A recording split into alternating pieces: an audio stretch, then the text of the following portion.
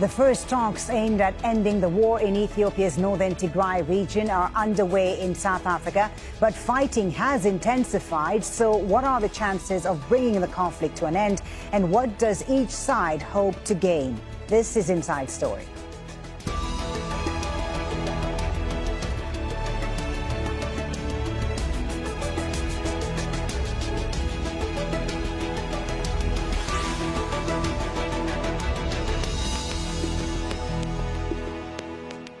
Hello and welcome to the program. I'm Fuli Batibo. Ethiopia's government and rebels from the northern Tigray region are holding their most high-level talks yet, aimed at ending 2 years of war. But fighting has intensified on the battlefield as both sides seek to strengthen their negotiating position. A ceasefire agreed earlier this year collapsed in August.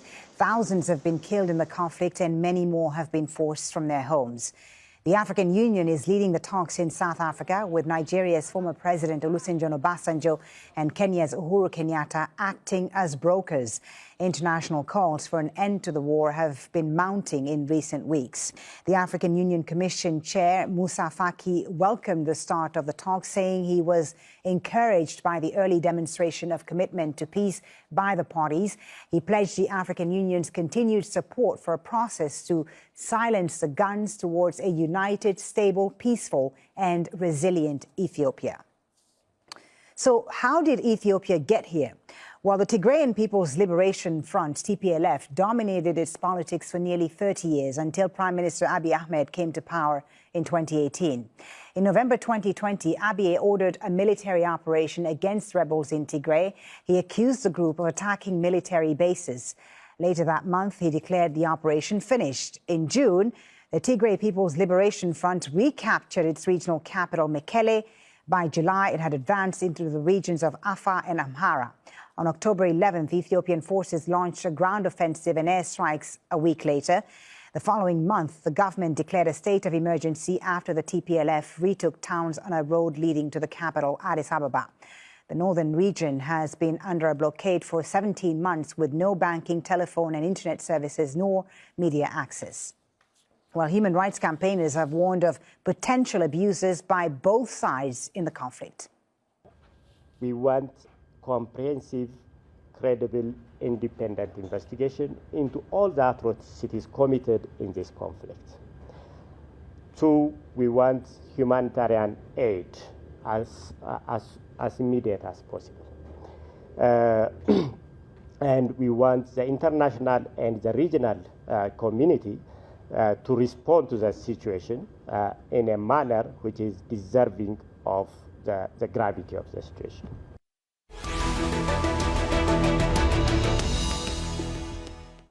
Well, let's bring in our guest now for today's Inside Story. From Addis Ababa, Andualem Sisay, a journalist and political commentator. From Sundsvall in Sweden, Teklai Gebre-Michael, associate editor at Tagat, a website documenting possible war crimes in Tigray. And from Nairobi, William Davison, senior Ethiopia analyst at the International Crisis Group. Thank you all for joining us on Inside Story today. Let me start with you, Andualem, in Addis Ababa. Looking at the big picture, how hopeful are you today that an end might be in sight to the war in Tigray? Thank you very much for having me.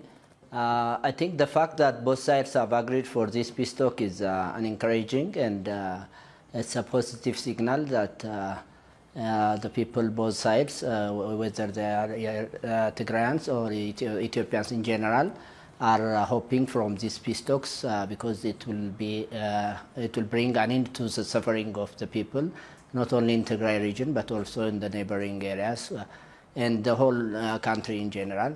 So people are hoping that this will be an end to the suffering of the people who have been going through very severe challenges. Andualem, what are the parties discussing precisely in South Africa? In my opinion, the first issue would be about ceasefire, and probably the demand from the government side would be, I imagine, that they want the TPLF to put arms down and talk. And on the other side, the TPLF may demand to be raised from the terrorist list and to get some amnesty for its leaders. These are the priorities, I think, on the desk before they go into the detail of what will happen after that, what will be the fate of TPLF and what will be the region's administration and how it should go into normal transition.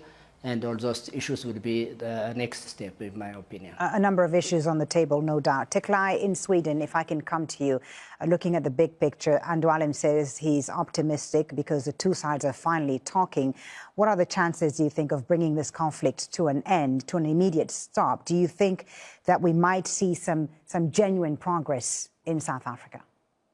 Thank you, Foley, for having me on. I'm afraid I don't share in Andualem's optimism. And the reason for my pessimism is the behavior of the Ethiopian government. Let me start by reminding you a statement that they issued one day before the talks began. The Ethiopian government said that the talks were an opportunity to consolidate, and that's their word, to consolidate supposed military gain that they had made over the previous couple of days in the joint operations with Eritrean forces, or what Eritrean commanders basically commanding Ethiopian forces. They have made some incursions, partly because the Tigrayan forces had retreated from urban areas to avoid urban warfare. And the Ethiopian government seems to believe that the final solution is going to come when they control the capital city of Tigray, Mekelle. And indeed, that was the assumption actually when they set up the talks. The assumption was that by the time the talks would begin, they would have controlled Mekelle, and that would have put them in a position to demand that the Tigrayans totally surrender. And when when it became clear that that wasn't possible, then they found themselves in a very, very awkward situation now. And actually now in the negotiations in South Africa, there has been rumors that the people representing Ethiopian government couldn't actually commit to anything because they didn't think that they would find themselves in the situation. So I don't expect anything positive is going to come. The Ethiopian government has always been clear that the thing that it wants to get from the negotiations is to lessen the pressure from the international community, the enormous pressure, and for them to release funds that they have been withholding because they have been demanding, the IMF and the World Bank, that the Ethiopian government should stop war before it could claim benefits. So I am very, very pessimistic about any outcome from the talks. William Davison in Nairobi, your thoughts. Is there today enough trust between the two parties that could lead to progress on the substantive issues? I think perhaps what we are looking for realistically from these talks is a cessation of hostilities agreement that would be renewing the agreement that was in place this year between the federal and Tigray governments. And I think what we should recognize is that these are important negotiations because they represent the beginning of a formal African Union internationally supported process, and therefore they probably in the long run will be the way that this conflict is resolved, and they're definitely the way that it should be resolved. But I do think we have a rather long way to go.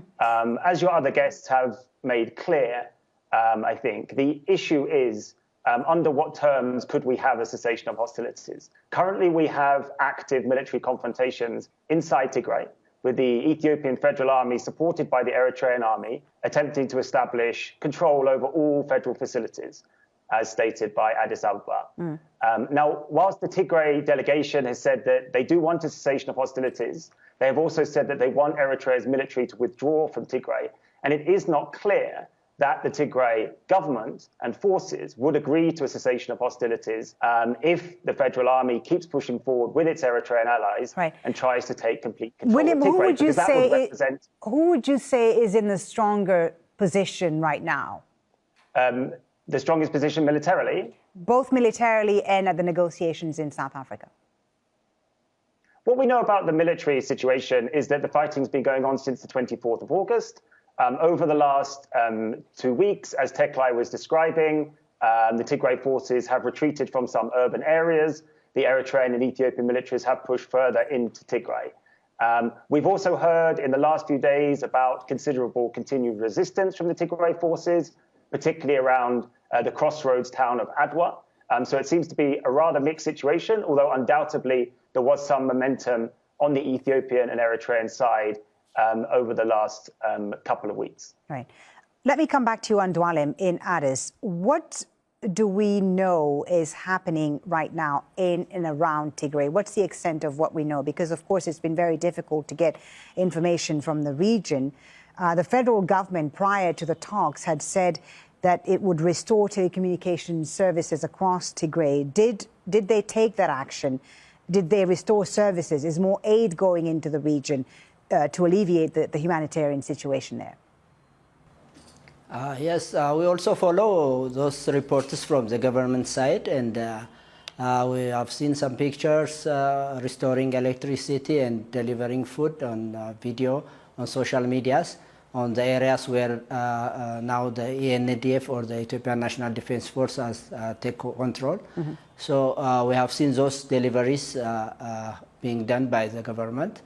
And when we see on the ground what's happening, as William said, the war is more, the Ethiopian National Defense Force is more advancing into the different regions of Tigray. And now we heard that it is surrounding Mekele, and the assumption by many of the supporters of the Ethiopian government is that Mekele will fall under the Ethiopian National Defense Force, probably before Sunday, before the conclusion of the first round of the talk.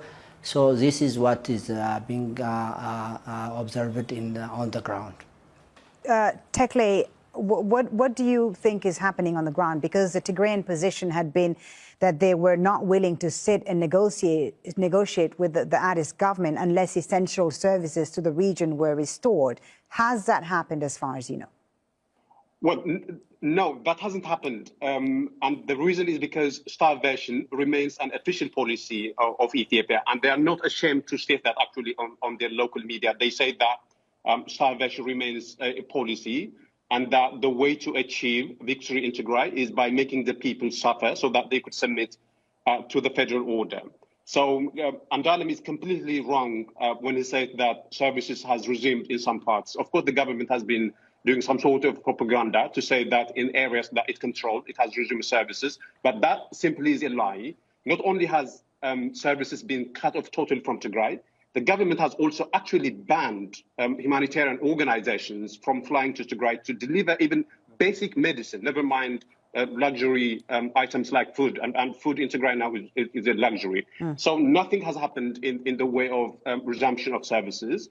And the reason the Tigrayan government has sent delegates to South Africa is to literally beg the international community to push, to urge the Ethiopian government to relent on its total blockade so that at the very least food could start to trickle in. But I just want to emphasize that Andualem is completely wrong when he said let's allow Andualem to respond. Andualem, your answer to that. I think my friend is very much far from the area, and he seems to be more sympathizer of TPLF. And I just want to be to talk about to be as an independent and probably as an Ethiopian, which can feel the suffering of both anyone who's living in Tigray or in anywhere else.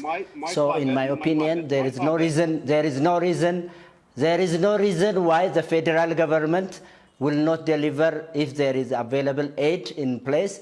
Why they are not delivering it as long as they freed those areas and they control those areas. Okay, previously, because the area was controlled by TPLF, they may have challenges to deliver those aid. But now, if they control the area and if there is aid available, why do they not deliver? Okay. It doesn't make sense, in my opinion. Tekle, I'll allow you to respond quickly before I bring back William into the conversation. Tekle, quickly, your response, please. My mother and my father live in an area supposedly freed by the Ethiopian government. And I haven't been able to speak to them for 2 years. So that just gives you what is happening in Tigray. So what he's saying is a complete lie. Okay. William, I'm going to bring you back into the conversation to help us expand this and try to understand how the warring parties in Ethiopia today can reach a settlement. And as Tekle alluded to there, we're not just talking about the TPLF and the Ethiopian government. There are other actors involved in this conflict. Eritrea, we know, has sent troops in to help fight alongside the Ethiopian government forces. There are, of course, the Oromo liberation forces in the Oromo region as well, which is also putting pressure on the Addis government. Is there a settlement today, William, that can satisfy all the parties involved in this conflict, whether it's the federal government, the Tigray government, Amhara nationalists, Eritrea government? There's certainly no immediate prospect of a settlement, and indeed, the problem in Ethiopia and with Eritrea is that some of these differences almost seem irreconcilable. But it is absolutely right to highlight the role of Eritrea in the conflict. We also have a situation where elements from Amhara region, neighboring Tigray, they forcefully seized Western Tigray and still control it. So that will be another very difficult issue to resolve as Tigray demands its return, including the return of the people.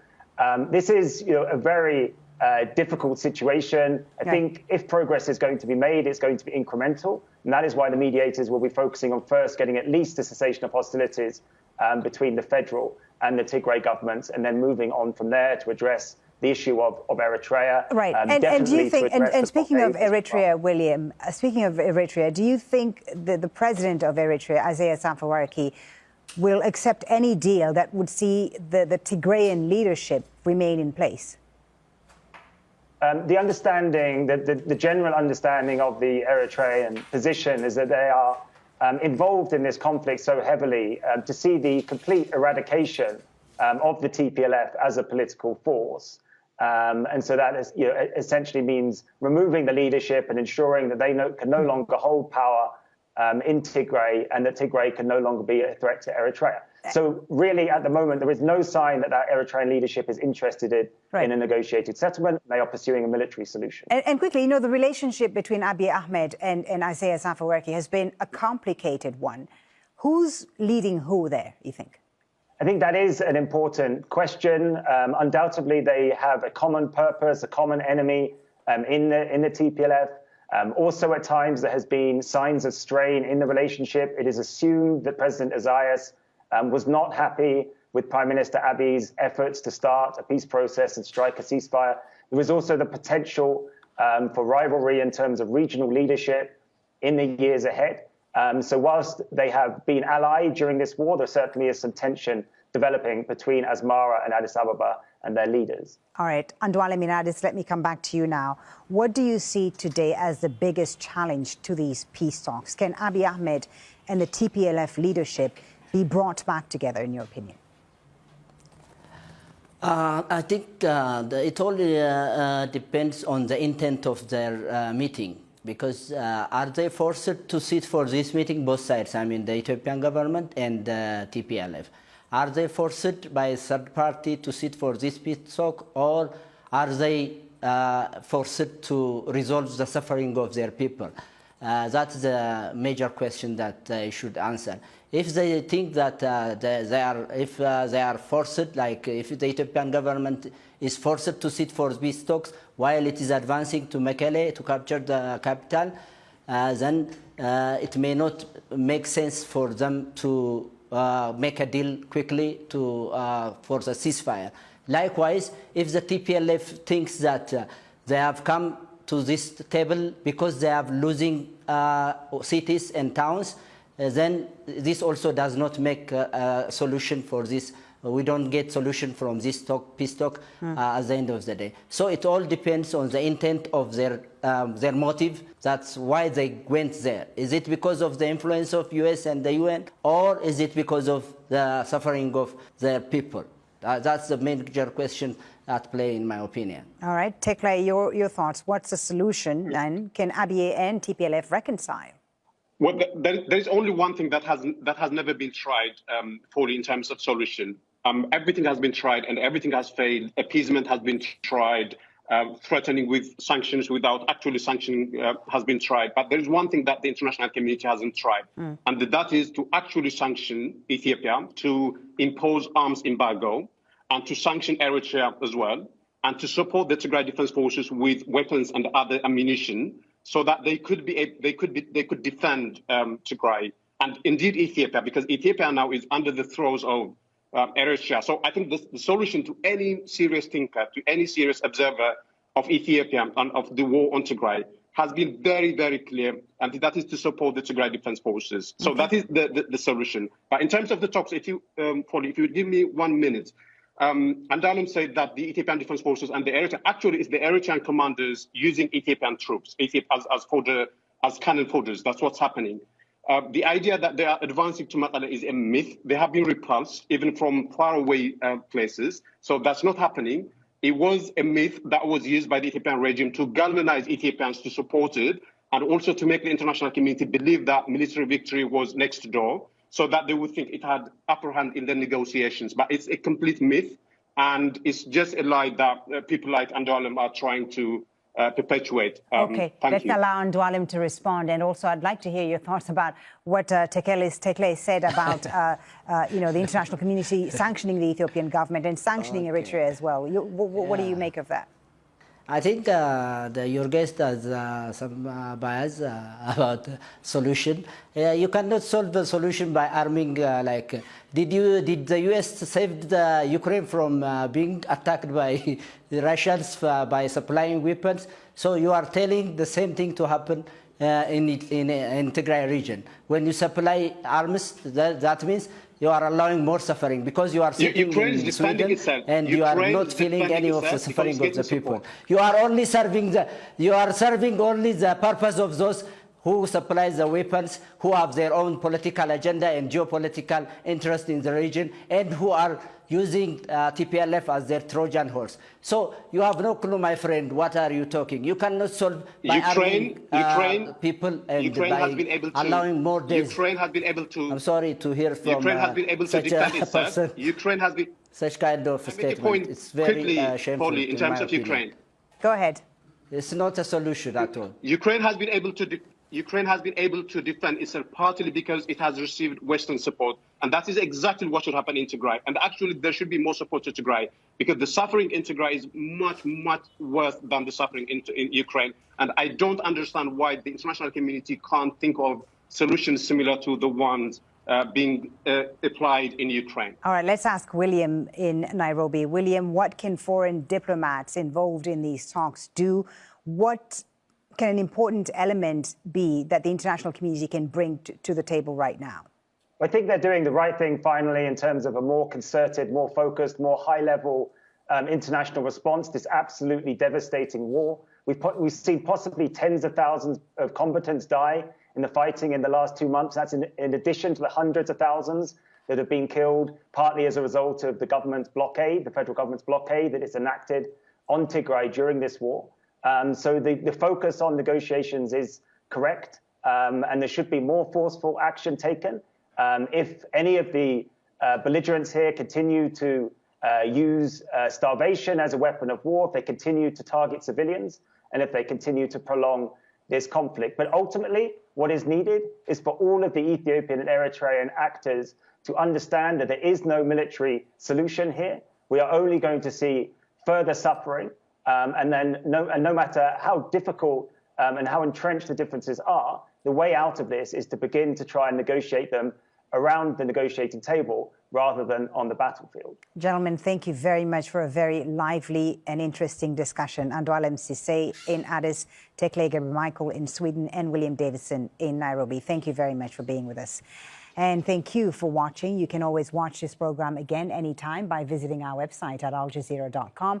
For further discussion, go to our Facebook page. That's facebook.com/AJ Inside Story. You can, of course, also join the conversation on Twitter. Our handle is at AJ Inside Story. From me, Fuli Batibo, and the whole team here in Doha, thanks for watching. Bye for now.